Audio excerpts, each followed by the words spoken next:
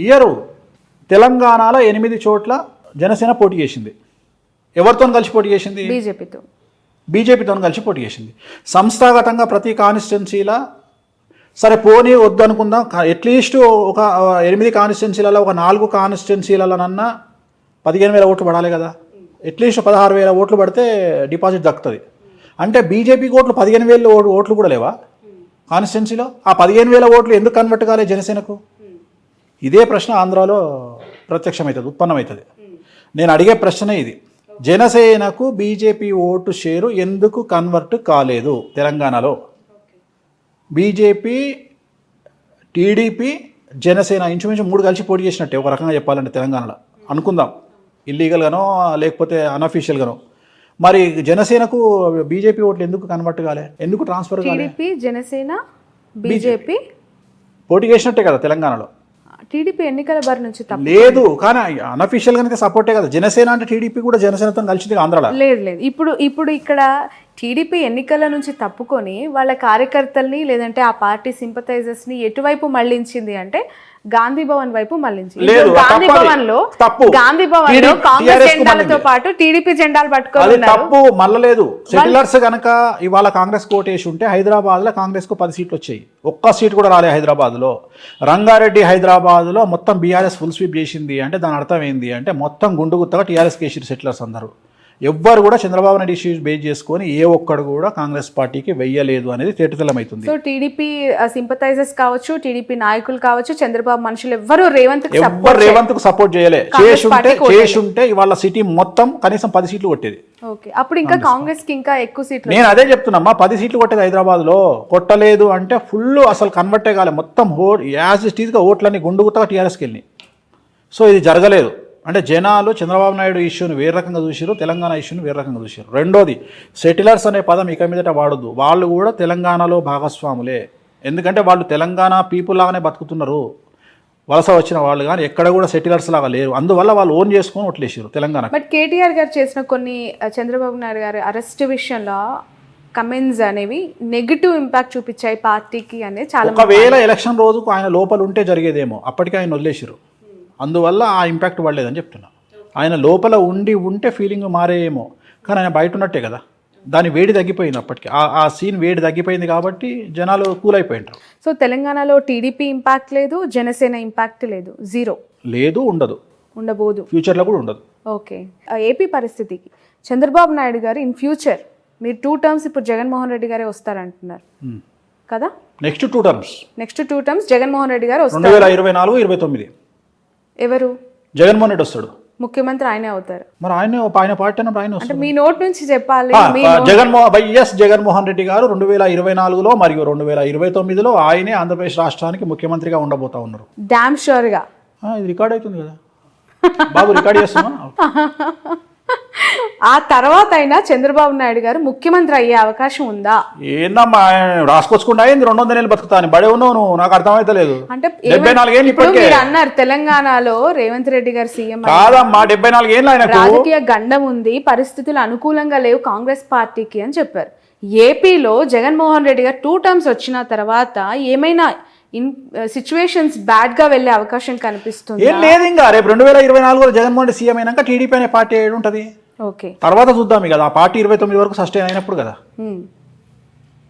ఆ పార్టీ అప్పటి వరకు సస్టైన్. ఇప్పుడు నేను ఇంతకుముందు చెప్పిన 2017లో ఒక ఇంటర్వ్యూలో చెప్పిన ఏమని అంటే రాజశేఖర్ రెడ్డి లాగా మారిన జగన్మోహన్ రెడ్డి గారిని చూస్తారు మీరు అని చెప్పిన. అన్నట్టుగానే ఆయన మారిన తర్వాత ఆయనకు జనాల్లో లీడర్లు నమ్మకం వచ్చింది. అట్లనే ఇంకో మాట చెప్తున్నా ఇప్పుడు నీ తరపున, కేసీఆర్గా మారబోతున్న జగన్మోహన్ రెడ్డిని చూస్తారు 24లో. అర్థమైందా డైలాగ్? ఓకే, కంట్రోల్ చేస్తాడు, ఓకే, అందరినీ కంట్రోల్ చేస్తాడు. సో ఇంకా తిరుగులేదు జగన్మోహన్. స్థానబలం ఏంటంటే స్థానబలం. మేము తెలంగాణలో ఉన్నాం కాబట్టి ఆంధ్రలో మమ్మల్ని ఏం చేస్తారు అని చాలా మంది అనుకుంటారు. కానీ బట్ కుటుంబానికి సంబంధించి పదే మాట్లాడుతూ ఉన్న వాళ్ళకి అంటే ఇంపాక్ట్ ఏ విధంగా ఉంటుంది అంటారు? ఈ ఎలక్షన్స్ టైంలో చెల్లి షర్మిల గారు తెలంగాణకు వచ్చేసారు, తల్లి గౌరవ అధ్యక్షురాలుగా రాజీనామా చేశారు, ఇప్పుడు ఆయనతో భార్య ఉన్నారు భారతి గారు. పరోక్షంగా సపోర్ట్ చేసినా కూడా ఆమె ప్రత్యక్ష రాజకీయాలకు వచ్చే అవకాశం ఉందంటారు? లేదమ్మా, లేదు, రారు. ఓకే, ఆ నెసిటీ లేదు వాళ్ళకి. వాళ్ళ ఫ్యామిలీకి అవసరం ఏముంది? ఇప్పుడు సరే, ఇప్పుడు షర్మిల ఫైటింగ్ ఇంకోటో అవన్నీ వ్యక్తిగతమైన అంశాలు. ఇప్పుడు తెలంగాణలో నాకు తెలిసిన ఫ్యామిలీ ఉంది. అన్న టీఆర్ఎస్లో ఉన్నాడు, తమ్ముడు బీజేపీలో ఉన్నాడు, వాళ్ళ పెద్దన్న కాంగ్రెస్లో ఉన్నాడు. వాళ్ళు అనామకులు కాబట్టి వాళ్ళ గురించి మాట్లాడుకోము. ఇది సీఎం ఫ్యామిలీ కాబట్టి మాట్లాడుకుంటున్నాం. అట్లా ఎన్ని ఫ్యామిలీలు లేవు తెలంగాణలో? నాకు తెలిసిన వాళ్ళు మస్తు మంది ఉన్నారు. సో అది కామన్ కదా, దాన్ని పెద్ద విశేషించి మాట్లాడుకోవాల్సినటువంటి అవసరం లేదు. వాళ్ళ జాతకరీత్యా ఉంటుంది. షర్మిల జాతకము, షర్మిల ఆంధ్రప్రదేశ్లో ఎంపీ కావాలి అంటే జగన్మోహన్ రెడ్డి చెప్పినట్టు ఉంటుంది. అన్న నాకు ఎంపీ అంటది, రాజ్యసభ ఇస్తాడు, ఎంపీ ఇస్తాడు, పోతుంది. ఆమె జాతకంలో రాజయోగం అనుభవించే పరిస్థితి లేదు కాబట్టి వ్యతిరేకమైన నిర్ణయాలు తీసుకుంటుంది. So actually nothing but decision. ఆమె తీసుకునే నిర్ణయాలు ఆమె జీవితము. ఆమె పార్టీ పెట్టినా, తెలంగాణలో కాంగ్రెస్ పార్టీకి పోయినా, లేకపోతే ఇంకో మాట మాట్లాడినా, ఇవన్నీ కూడా రాజకీయ జాతకపరమైన అంశాలే కదా. సో ఆమె తీసుకునే నిర్ణయాలు, ఆమె మాట్లాడే మాటలు ఆమె జీవితాన్ని డిసైడ్ చేస్తాయి. ఎలా ఉండబోతుంది అంటారు షర్మిల యొక్క? పెద్ద గొప్పగా ఉండదు. ఓకే, షర్మిల గారు జగన్ దగ్గరికి పోతే హ్యాపీగా ఉంటుంది ఆమె జీవితం. ఆయన లేకుండా ఆమెను ఊహించుకోలేం. వెళ్ళే అవకాశం ఉందంటారు? ఎందుకంటే నీకు బాగా క్లోజ్ అమ్మా, నాకు తెలుసమ్మా. నీకు అమితమైనటువంటి ప్రేమ, నీకు చాలా క్లోజ్ షర్మిల. ప్రొఫెషన్ వేరు, వ్యక్తిగత మామూలుగానే అంటున్నా తల్లి. చెప్పట్లేదు. చాలా మందికి ఏంటంటే, ఇప్పుడు నేను మీకు డీకే శివకుమార్ అత్యంత సన్నిహితుడు అంట, కానీ ఆ సన్నిహితం ఎంతవరకు ఉండాలో అంతవరకే. షర్మిలమ్మ గారు పార్టీ పెట్టినప్పటి నుంచి టిల్ టుడే ప్రతి ఒక్క పొలిటికల్ యాక్టివిటీ పైన నా కవరేజ్ ఉంది. అండ్ ఒక మహిళ, ఇప్పుడు కల్వకుంట్ల కవిత గారు అవ్వచ్చు, ఇటు మన షర్మిల గారు అవ్వచ్చు. ఇప్పుడు షర్మిల గారి గురించి మనం ఇప్పుడు కాదు, పార్టీ పెట్టిన రోజు నుండి మాట్లాడుకుంటున్నాం. నేను ఎప్పుడైనా పాజిటివ్ గా మాట్లాడినా? ఓ మొత్తం ఇరగదీస్తుంది అని చెప్పినా, 1% ఇంపాక్ట్ కూడా ఉండదని చెప్పిన. నిజమైంది కదా. నేనేం మాటలు మార్చట్లేదు కదా. మీరు ఆ రోజు కూడా నువ్వు ఆమె దగ్గర ఇంటర్వ్యూ తీసుకొని వచ్చిన మరుక్షణం నేను చెప్పిన ఏముండదు తల్లి, అంత నార్మలే ఉంటుంది పరిస్థితి అని చెప్పిన. అంతే తప్ప నేనేం గొప్పగా మాట్లాడ. అంతలాగా ఒక పాదయాత్ర, నిజంగానే చెప్పాలి, ఒక మహిళగా ఆమె చేసిన పాదయాత్రని నేను కల్లారా చూసిన వ్యక్తిగా కష్టం వేరు, చాలా చాలా బాధపడ్డాను ఆ రోజు. ఎందుకు అంటే పక్క రాష్ట్రంలో అన్న సీఎం గా ఉన్నారు, ఇక్కడ ఒక మహిళ ఒంటరిగా ఎందుకు ఈ పరిస్థితి వచ్చింది? మోరోవర్ అన్న గెలుపులో ఆమె పాత్ర ఉంది, ఆమె భాగస్వామి ఉన్నప్పుడు ఇక్కడ ఎందుకు పెట్టింది అనేది నాకు పదే రేజ్ అయిన క్వశ్చన్. దానికి ఇప్పటివరకు నాకు ఆన్సర్. జాతకపరమైన విశ్లేషణ అంతే, వాళ్ళ వ్యక్తిగతమైన నిర్ణయాలు. Actually nothing but decision. అదే చెప్తున్నా కదా. ఆ నిర్ణయం ఎందుకు తీసుకున్నారు అంటే దానికి మనం ఏం చెప్తాం? ఇప్పుడు మన గ్యాప్స్ అనేవి ఉన్నాయంటారా? ఖచ్చితంగా నాకు కుటుంబం పట్ల అవగాహన లేదు. వ్యక్తిగతమైనటువంటి అంశాల జోలికి నేను వెళ్ళను. నేను జాతకపరంగా మాట్లాడతా. నేనేమంటా, ఇదే షర్మిల గారు నా దగ్గరకు వచ్చి, అనిల్ గారు నా దగ్గరకు వచ్చి, ఏమండి ఒక మాట మాకు ఒక ఐడియా అడ్వైజ్ ఇవ్వండి అంటే, ఎంబడే మీ దుకాణం బంద్ చేసి జగన్ గారిని కలవండి అని చెప్తా.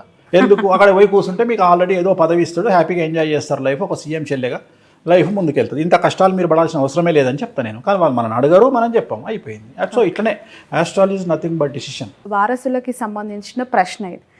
కేసీఆర్ గారు ముఖ్యమంత్రిగా 2 టర్మ్స్ చేసిన తర్వాత ఇప్పుడు గెలిచి ముఖ్యమంత్రి పదవికి రాజీనామా చేశారు. కానీ కొడుకును ముఖ్యమంత్రి స్థాయిలో సొసైటీలో ప్రొజెక్ట్ చేశారు. నెక్స్ట్ 5 yearsలో కేటీఆర్ గారు ఆ స్థాయిలో ఎమర్జ్ అవుతారు పీపుల్లో అనేది ఒక మాట వినిపిస్తోంది. చంద్రబాబు నాయుడు గారి వారసుడు లోకేష్ గారి గురించి ప్రస్తావిస్తూ ఉన్నారు.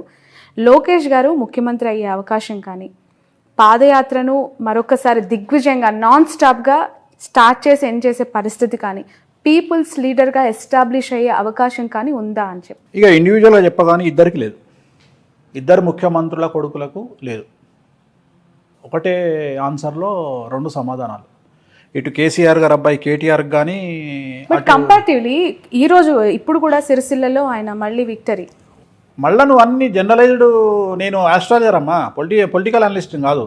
పొలిటికల్ ఆస్ట్రాలజర్ అనొచ్చు. పొలిటికల్ ఆస్ట్రాలజర్ అను, కానీ పొలిటికల్ అనలిస్ట్ కాదు. పొలిటికల్ ఆస్ట్రాలజర్ గా చెప్పండి. ఇప్పుడు 3 సార్లు ఆయన ఎమ్మెల్యేగా గెలిచారు, దిగ్విజయంగా మంత్రి పదవులు అనుభవించారు. ఇప్పుడు సరే ఓకే, ప్రతిపక్షంలో కూర్చుంటారు, వేరే విషయం. కానీ నారా లోకేష్ గారికి సంబంధించి అసలు ఎమ్మెల్యేగా గెలుస్తారా అనే ప్రశ్నకు ఆన్సర్ ఏంటి?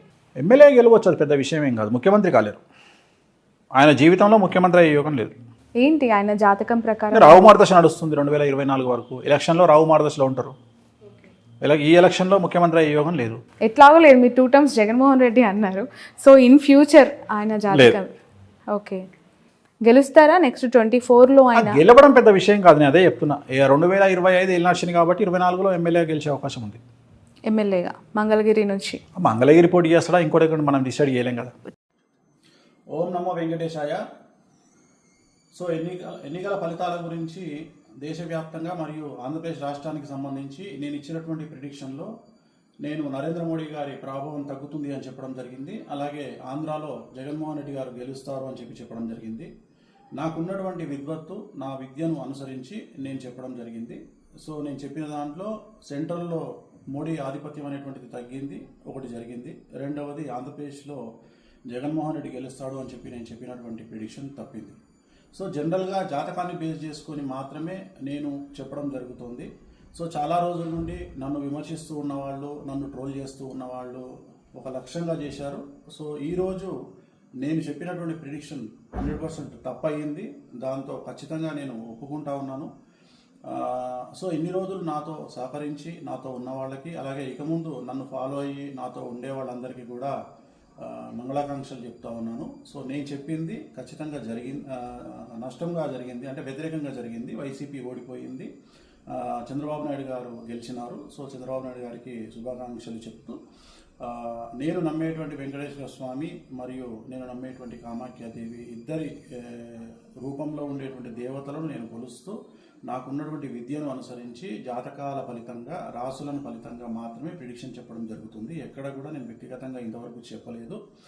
సో ఈరోజు జరిగినటువంటి దీనికి ఖచ్చితంగా నేను వెంకటేశ్వర స్వామి వారిని మరియు కామాఖ్య అమ్మవారిని క్షమాపణలు కోరుకుంటూ నేను చెప్పింది తప్పైంది కాబట్టి ఆ దేవతలను నన్ను ఎల్లప్పుడూ నాతో ఉండేటువంటి దేవతలకు నేను క్షమాపణలు చెప్తూ నా గురుదత్తంగా వచ్చినటువంటి ఒక ప్రిడిక్షన్ ఇవ్వడం జరిగింది. అది తప్పు జరిగింది. సో మామూలుగా ఇలాంటి సందర్భాల్లో చాలామంది చాలా రకాలుగా విమర్శిస్తూ ఉన్నారు. ఆల్రెడీ నన్ను విపరీతంగా ట్రోల్ చేస్తూ ఉన్నారు, విమర్శిస్తూ ఉన్నారు. సో దాన్ని నేనేం ఆపలేను, ఎందుకంటే నేనేం భగవంతుని కాదు. నేను చెప్పినటువంటి ప్రిడిక్షన్ 90% జరిగింది. సో మిగతా ప్రిడిక్షన్లన్నీ మీరు చెక్ చేసుకుంటే ఖచ్చితంగా మీకు తెలుస్తుంది నన్ను ఫాలో అయ్యేవాళ్ళు. సో నన్ను ఫాలో అవ్వనటువంటి వాళ్ళు, నన్ను విమర్శించేవాళ్ళు, నన్ను ట్రోల్ చేసేవాళ్ళు, నన్ను వ్యక్తిగతంగా దాడి చేసేవాళ్ళు, నా పైన వ్యక్తిగతంగా నన్ను విమర్శించేవాళ్ళు, వాళ్ళకు నేనేం చెప్పలేను. ఎందుకంటే వాళ్ళు ఇంతకుముందే విపరీతమైనటువంటి ట్రోలింగ్లో ఉన్న వాళ్ళు, చేసేవాళ్ళు. సో నాకు సంబంధించినంత వరకు నేను మనస్ఫూర్తిగా జాతకాలు మాత్రమే చెప్పడం జరిగింది. ఎక్కడ నేను వ్యక్తిగతమైనటువంటి అభిప్రాయాలు జోలికి పోలేదు. సో తెలుగుదేశం శ్రేణికి, అలాగే తెలుగుదేశం పార్టీకి, అలాగే చంద్రబాబు నాయుడు గారికి శుభాకాంక్షలు తెలియజేస్తా ఉన్నా. నన్ను ఇప్పుడు కూడా నాతో పాటు ఉండేటువంటి ప్రతి ఒక్కరికి నేను ఖచ్చితంగా నా పట్ల ఉన్నందుకు సంతోషాన్ని వ్యక్తం చేస్తూ ఉన్నా. సో దీంతో పాటు ఇంకొక విషయాన్ని చెప్పాలనుకుంటా ఉన్నా. ఈ ప్రిడిక్షన్ తప్పవడం వల్ల, ఏది జగన్మోహన్ రెడ్డి గెలుస్తారు అని చెప్పినటువంటి ప్రిడిక్షన్ తప్పవడం వల్ల నేను ఒక నిర్ణయాన్ని తీసుకున్నాను. ఈ రోజు నుండి రాజకీయపరమైనటువంటి విశ్లేషణలు, ప్రిడిక్షన్స్ కానీ, అలాగే సినిమా పరిశ్రమకు చెందినటువంటి వ్యక్తిగతమైనటువంటి పర్సన్స్కి సంబంధించిన ప్రిడిక్షన్స్ని కానీ ఇక మీదట ఎలాంటి సోషల్ మీడియాలో చెప్పడం మానేస్తా ఉన్నాను. సో నేను ఇక్కడ ఫెయిల్ అయినందువల్ల, అంటే జగన్మోహన్ రెడ్డి జాతకాన్ని విశ్లేషించడంలో నేను ఫెయిల్ అయినందువల్ల, చంద్రబాబు నాయుడు గారి జాతకాన్ని విశ్లేషించడంలో నేను ఫెయిల్ అయినందువల్ల ఇక మీదట నేను పబ్లిక్ ప్లాట్ఫామ్లో